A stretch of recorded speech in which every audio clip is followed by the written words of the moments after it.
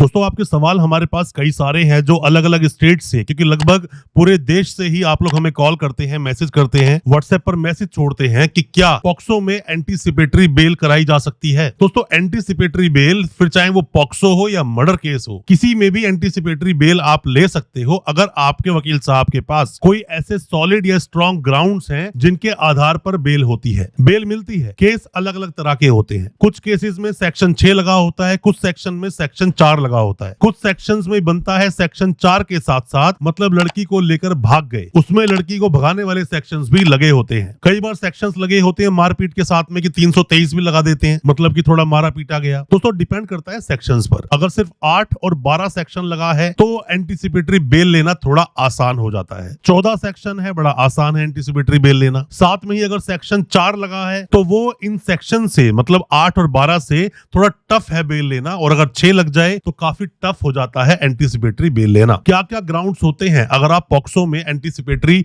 Bell लेना चाहते हैं, कैसे आप बेल लेंगे, कौन से कोर्ट से बेल होगी और क्या गलतियां आपको नहीं करनी है, इन सब पर आज हम बात करेंगे अपनी इस वीडियो के माध्यम से। ज्यादा कुछ जानने के लिए पॉक्सो में एंटीसिपेटरी बेल आप कैसे लेंगे, दोस्तों बने रहिए हमारे इस वीडियो के साथ। नमस्कार दोस्तों, फिर एक बार स्वागत करता हूं आप सभी का अपने इस यूट्यूब चैनल पर जिसका नाम है बेल लॉज। मेरा नाम है वीरेंद्र वर्मा। दोस्तों हमने हालांकि पहले बहुत सारे वीडियोस बनाए हैं पॉक्सो पर, बहुत सारी वीडियोस से आपको बहुत नॉलेज मिलेगी। लगभग पूरे एक्ट को हमने कवर किया है, सभी सेक्शंस को कवर किया है। The protection of children from sexual offences act 2012। दोस्तों जिस वक्त ये एक्ट आया था 2012 में, उस वक्त भी हालांकि ये एक्ट कठोर था, बट इतना भी कठोर नहीं था जितना कठोर कर दिया गया 2019 के बाद। 2019 में अमेंडमेंट्स आए और अमेंड होने के बाद में जो सजा है वो बढ़ा दी गई। सजा बढ़ाने के साथ साथ दोस्तों एक बात आपको समझना चाहिए कि एज जो है बच्चे की उसको भी ध्यान दें। एज 0 से 12, 12 से 16 और 16 से 18, किस सेक्शन में कितनी सजा होगी, हमारी काफी वीडियोस हमारे इस चैनल पर अवेलेबल हैं, आप उन वीडियोस को देखें। जजमेंट्स पर भी वीडियो बनाई है। दोस्तों कई बार ऐसा होता है केस होता कुछ नहीं, बट उसको एंटीसिपेटरी गलत तरीके से बेल लगाकर आप तिल का ताड़ बना देते हैं और अरेस्ट होना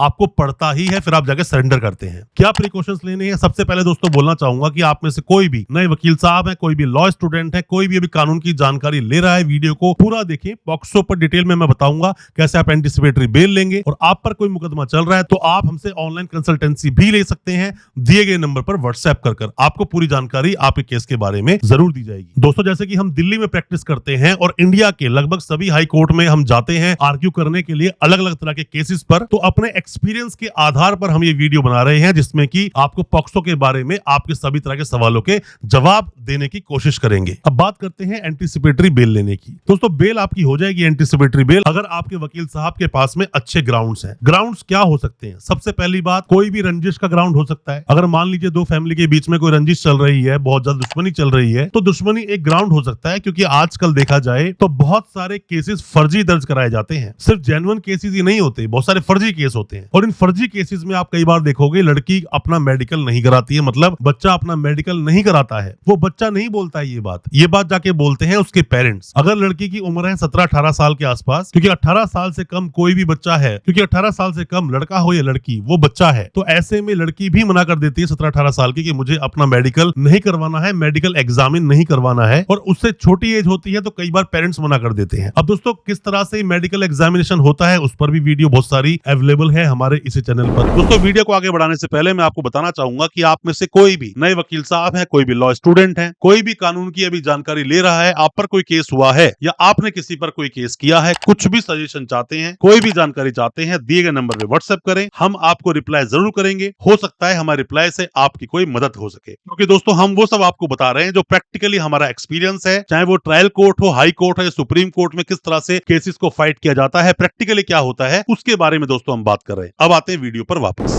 लड़की की गवाही होती है, मतलब कि 164 के बयान होते हैं। 164 के बयान में लड़की ने क्या कुछ बोला, बच्चे ने क्या कुछ बोला, उसकी बहुत ज्यादा वैल्यू है दोस्तों। पहली बार जो एफआईआर में बोला गया उससे क्या 164 के बयान भिन्न है, मतलब अलग है, कितना बदलाव है, कितना कॉन्ट्रडिक्शन आ रहा है दोनों के बीच में। मतलब ऐसा ना हो कि एफआईआर में बातें कुछ लिखवाई गई है और जब 164 के बयान कराए गए तो उसमें बातें कुछ और लिखवाई गई है। इन चीजों को आपको ध्यान से समझना चाहिए। मैं हमेशा आपको बोलता हूं, कभी भी जब आप एफआईआर को पढ़ते हो, आप कोई भी नए वकील साहब है, कोई भी लॉ स्टूडेंट है, या फिर आप पर मुकदमा हुआ है, मैं आपको ही बोलना चाहूंगा, जब भी आप पहली बार आप एफआईआर पढ़ते हो थोड़ा थोड़ा आपको समझ आता है, दूसरी बार एफआईआर पढ़ते हो चीजें और बेहतर समझ आती हैं, तीसरी बार वकील साहब की नजर से पढ़ते हैं तो कमियां नजर आती हैं और चौथी बार में चीजें क्लियर हो जाती हैं। तो मेरा मानना है किसी भी वकील साहब को एक एफआईआर को, पॉक्सो की खास करके एफआईआर को 3-4 बार पढ़ना चाहिए पॉइंट टू पॉइंट और कनेक्ट करना चाहिए यहाँ पर कौन सा जजमेंट फिट बैठता है। आप अगर जजमेंट के हवाले से आर्गुमेंट करते हैं कोर्ट में तो बहुत ऑप्शंस बन जाते हैं कि आप बेल ले सकते हैं। कई बार अगर क्वैश पे आप जाएंगे तो क्वैश भी कराई जा सकती है एफआईआर, अगर वो एफआईआर झूठी है। इसमें आपको यह भी देखना पड़ेगा कि पुलिस ने जो पुलिस की ड्यूटीज हैं उन्हें कंप्लायंस किया कि नहीं, क्योंकि अब आपने देखा होगा कि 60 दिन में चार्जशीट लगाई जा रही है पॉक्सो की, तो 60 दिन में जब चार्जशीट नहीं लगाई जा रही तो डिफॉल्ट बेल का सहारा ले लो। आपकी बेल, मान लीजिए सेशंस कोर्ट में आपने एंटीसिपेटरी बेल लगाई, आपकी बेल नहीं हुई तो आप हाई कोर्ट में बेल लगाओ, हाई कोर्ट में ना हो तो सुप्रीम कोर्ट जाओ, सुप्रीम कोर्ट से भी बेल अगर नहीं होती, उसके बाद भी अगर आपको कुछ अलग से डेवलपमेंट नजर आता है, आपके पास कोई अलग सा ग्राउंड आ जाता है तो दोबारा से आप बेल लगा सकते हो। इसमें कोई प्रॉब्लम वाली दोस्तों बात नहीं है। अक्सर जो फेक केस होते हैं वो वक्त के हिसाब से, वक्त के साथ साथ बदलते जाते हैं। जैसे अगर फेक केस है तो एफआईआर में कुछ लिखवाया गया होगा, जो लड़की ने जब स्टेटमेंट दी जाके पुलिस स्टेशन में, जैसे 64 बयान होंगे तो उसमें और बढ़ा चढ़ा के बात बोली जाएगी। फिर आप जब बेल लगाओगे तो बेल में और बातें बढ़ा चढ़ा के बोली जाएंगी। तो ये चीजें बढ़ा चढ़ाकर बोलना भी आपका एक ग्राउंड बन जाता है बाद में, जब लड़की की गवाही कोर्ट में होती है और जब आपके वकील साहब उसको क्रॉस करते हैं। जब भी दोस्तों आप पॉक्सो केस में एंटीसिपेटरी बेल लगाते हो तो वो फैक्ट्स अपने वकील साहब को पूरा बताएं। आपके वकील साहब आपके साथ में अगर केस को सही से डिस्कस नहीं कर रहे हैं, आपकी बात को नहीं सुन रहे हैं, इमीडिएटली आपको अपने वकील साहब को बदल देना चाहिए। जो भी कुछ वकील साहब को आपने बताया और जो ड्राफ्ट वकील साहब ने तैयार किया, उस ड्राफ्ट को आप पढ़िए, वकील साहब से मांगिए। आपको पढ़ना लिखना सही से नहीं आता तो जो भी कोई समझदार व्यक्ति आपके परिवार में हो, जो इंग्लिश को समझ सकता हो या जो भी आपका जानकार हो, उसको पढ़वाइए और पूछिए इसका हिंदी में मतलब क्या है। क्योंकि जो बातें आप बोलना चाहते हो, फैक्ट्स तो आपको पता है, फैक्ट आपके वकील साहब को थोड़ी पता है। फैक्ट तो वकील साहब तो अपनी लीगल फाइट करेंगे, अपने जजमेंट्स को बोलेंगे, लीगल टर्म्स क्या यूज होती हैं उन पर बात करेंगे, बट उसके फैक्ट सिर्फ आप जानते हो। फैक्ट को देखिए, फैक्ट क्या आपके सही तरह से उस बेल में लिखे हुए हैं। बाकी सब चीजें आपके वकील साहब इजीली संभाल लेंगे अगर उन्हें पॉक्सो पर फाइट करने का तजुर्बा है तो। अगर वो एक्सपीरियंस है, पॉक्सो केस पहले लड़े हैं, तो आपकी बेल वो इजीली करवा देंगे। दोस्तों कई बार मैंने देखा है कि सेशंस कोर्ट में बेल लगाई जाती है और सेशंस कोर्ट में ना जजमेंट्स का हवाला दिया जाता है, ना फैक्ट को सही से बताया जाता है और ना ही ये देखा जाता है कि कहीं रूल टूटे तो नहीं। दोस्तों कई बार क्या होता है कि पुलिस की जो पावर है अरेस्ट करने की, पावर ऑफ अरेस्ट और जस्टिफिकेशन ऑफ अरेस्ट में डिफरेंस है। मतलब पुलिस किसी को अरेस्ट तो कर सकती है, ये उसकी पावर है, बट क्या पुलिस सभी को अरेस्ट कर लेगी? ये जरूरी तो नहीं। ये देखना पड़ता है कि पुलिस ने किन ग्राउंड्स पर आपको अरेस्ट किया या किन ग्राउंड्स पर आपको अरेस्ट करने वाली है। दोस्तों हमने तो ये भी देखा है कि सेक्शन 4 और 6 में, पॉक्सो में सेक्शन में कई बार पुलिस नोटिस देती है 41A का या फिर 35 के सबसेक्शन 3 का। बीएनएसएस में नया जो कानून है उसमें आपको नोटिस मिलता है, कई बार मैंने देखा है। तो उस नोटिस अगर आपको मिला है तो उस नोटिस के अकॉर्डिंग उसका कंप्लायंस करें, मतलब आप जाएं और जाकर इन्वेस्टिगेशन ज्वाइन करें, अपने वकील साहब को साथ लेकर जाएं, अकेले जाने की गलती आप ना करें। और दोस्तों बेल लेने के कई सारे ग्राउंड्स होते हैं। अगर एज वाइज अगर आपको लगता है कि लड़की बड़ी है, जो बच्चा है वो अपनी एज छुपा रहा है, तो उसका पहला जो जिसने जब एडमिशन लिया था, पहली क्लास की मार्कशीट नहीं है, 10th की मार्कशीट नहीं है, साथ में ही बर्थ सर्टिफिकेट जैसी कोई चीज नहीं है, तो ऐसे में आप ओसिफिकेशन टेस्ट की डिमांड कर सकते हो। ओसिफिकेशन टेस्ट क्या होता है? इसको बोन टेस्ट भी बोलते हैं। एज का निर्धारण करने के लिए इस टेस्ट को लाया गया था, तो इस टेस्ट की आप डिमांड कर सकते हो। ये डिमांड आपके वकील साहब ही करेंगे दोस्तों कोर्ट में, क्योंकि अगर आप अरेस्ट हो गए हो तो अरेस्ट होने के बाद तो प्रोसीडिंग अलग है, चार्जशीट लगेगी, चार्ज फ्रेम होंगे, बाद में लड़की गवाही होगी और गवाही होने के बाद आप बेल लगाओगे। और बेल भी आप हाई कोर्ट, सुप्रीम कोर्ट जा सकते हो बेल लेने, अगर सेक्शन 4-6 लगा है और अगर मामला है 8 का या 12 का, तो ऐसे में बेल आपकी सेशन कोर्ट से भी हो सकती है। एंटीसिपेटरी बेल को आप ऐसा ना समझे कि हमारी एंटीसिपेटरी बेल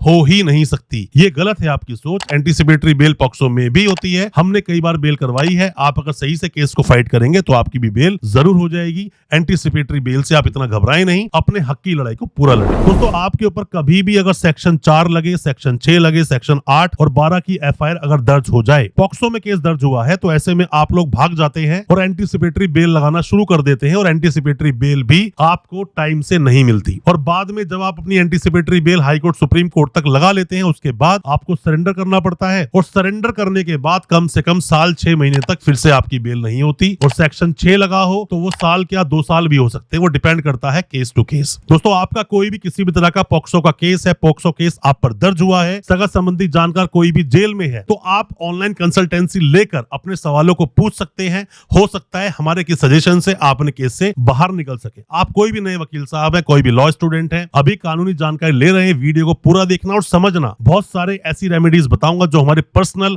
एक्सपीरियंस पर आधारित है, जो दिल्ली में प्रैक्टिस कर या दूसरे हाई कोर्ट्स में जाकर जो हमने केस को फाइट किया, उसके आधार पर हम ये वीडियो लेकर आए हैं। सवाल ये आता है, क्या आप कॉम्प्रोमाइज कर सकते हो? दोस्तों, कॉम्प्रोमाइज वर्ड गलत है। कॉम्प्रोमाइज तो खैर आप नहीं कर सकते ऐसे, क्योंकि पॉक्सो एक्ट कॉम्प्रोमाइज की परमिशन नहीं देता। पॉक्सो एक्ट क्या बोलता है? The protection of children from sexual offences act 2012 का है, जिसमें अमेंडमेंट आया 2019 में। 19 में अमेंडमेंट आने के बाद में ये जो एक्ट है ये और ज्यादा कठोर हो गया और ज्यादा सीरियस हो गया, क्योंकि इसमें सजाओं को बढ़ा दिया गया। पर अगर आप कॉम्प्रोमाइज नहीं कर सकते तो कैसे केस से बाहर निकलेंगे? इसका जवाब है दोस्तों सेक्शन 22। कैसे आप कॉम्प्रोमाइज करके केस से बाहर निकल सकते हैं? बट उससे पहले बेहतर होगा कि आपको सेक्शन 29 पढ़ना चाहिए। दोस्तों, सेक्शन 29 ये बोलता है, प्रिजम्पशन की बात करता है कि जब किसी भी व्यक्ति को लाया जाएगा कोर्ट में जिसके ऊपर सेक्शन 4 लगा है, सेक्शन 6 लगा है, सेक्शन 8 लगा है या फिर सेक्शन 10 लगा है, तो ऐसे लोगों को, ऐसे जो भी कोई एक्यूज कोर्ट में आए हैं, उन्हें जो कोर्ट देखेगा वो गिल्टी की तरह ही देखेगा कि इस इंसान ने अपराध किया है, और इस इंसान ने वो जो अपराध किया है उसके लिए प्रिजम्पशन अपने देश में क्या बोलता है? बोलते कि इनोसेंट माना जाएगा किसी भी एक्यूज को जब तक उसका अपराध सिद्ध ना हो। बट पॉक्सो में ऐसा नहीं है। पॉक्सो में अगर सेक्शन 4, 6, 8, 10 है तो उसमें आपको गिल्टी ही मानकर आपका ट्रायल चलाया जाएगा। ये बोलता है सेक्शन 29। टोटल ही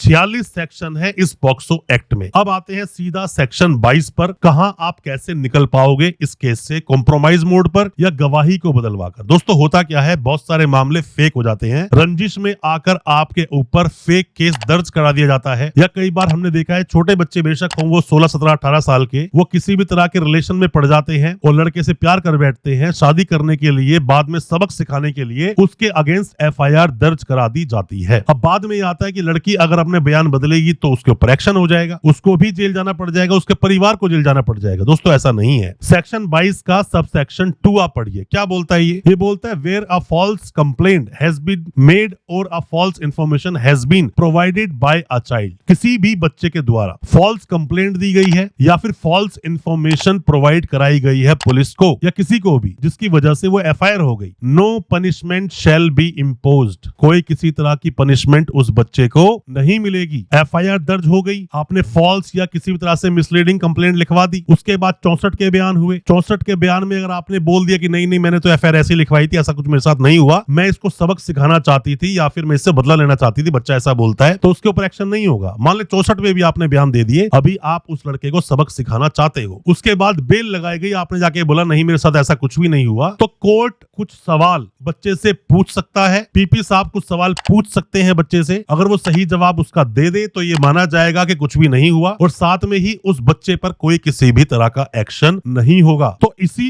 एक तरीके से देखो, कोई भी जो डिफेंस लॉयर्स होते हैं, जैसे हम लोग डिफेंस लॉयर्स हैं, हम लोग सामने वाले को बचाने का काम करते हैं। कई बार हमारे पास ऐसे केस भी दर्ज होते हैं जिसमें हम सजा दिलवाने का काम भी हम करते हैं। तो ऐसे में आपको किसी भी एक्ट का लूप पॉइंट ढूंढना पड़ता है कि उसका वीक पॉइंट कहां पर है, जिससे कि उस केस को वीक किया जा सकता है। अगर फेक केस है, सिर्फ सबक सिखाने के लिए, कोई भी एक्सटॉर्शन के लिए, किसी भी रंजिश को निकालने के लिए, दुश्मनी को निभाने के लिए, गलत स्टेटमेंट के आधार पर अगर आपके ऊपर कोई केस दर्ज हो गया, तो जो मैंने तरीका आपको बताया सेक्शन 22 का सब सेक्शन 2, अगर किसी भी बच्चे ने कोई भी फॉल्स इंफॉर्मेशन दी है, फॉल्स कंप्लेंट दी है, किसी के ऊपर वो केस हो गया, वो इंसान जेल चला गया और बाद में वो अपनी स्टेटमेंट को बदल भी देता है, बोलता है कि नहीं ये सब कुछ फेक है, मैंने झूठ बोला था, तो बच्चे पर कोई किसी तरह का एक्शन नहीं होगा। इसको आप दो तरह समझ सकते हैं। पहला, कैसा ये कानून है जिसमें कि झूठी सिर्फ कंप्लेंट के आधार पर सामने वाले को जेल में डाल दिया गया और कई महीनों बाद या सालों बाद उसकी बेल हुई जब लड़की ने बोला कि नहीं मैंने तो झूठ बोला था। दूसरा, कि जिस कानून में कभी आपने ये सुना ही नहीं कि कॉम्प्रोमाइज भी हो सकता है, वहीं दूसरा ये जो ग्राउंड निकाल के मैंने आपको दिया कि जिसके आधार पर आप अपनी बेल क्या केस भी खत्म करा सकते हो, बेल भी ले सकते हो। दोस्तों, आपके दिल में कोई भी किसी भी तरह के सवाल हैं, ऑनलाइन कंसल्टेंसी चाहते हो, अपने किसी भी पॉक्सो केस पर कुछ भी पूछना चाहते हो, दिए गए नंबर पे आप व्हाट्सएप करें, अपने सवालों को पूछें, हो सकता है हमारे किसी जवाब से आप अपने केस से बाहर निकल सके। अच्छा लगा हो आज का वीडियो, चैनल को सब्सक्राइब करना बिल्कुल ना भूलें, साथ में लगा बेल आइकन जरूर दबा दें ताकि इसी तरह की जो लीगल अवेयरनेस की वीडियोस आपके लेकर आते हैं वो आप तक पहुंच सके सबसे पहले। बहुत बहुत शुक्रिया, धन्यवाद हमारी इस वीडियो के साथ बने रहने के लिए।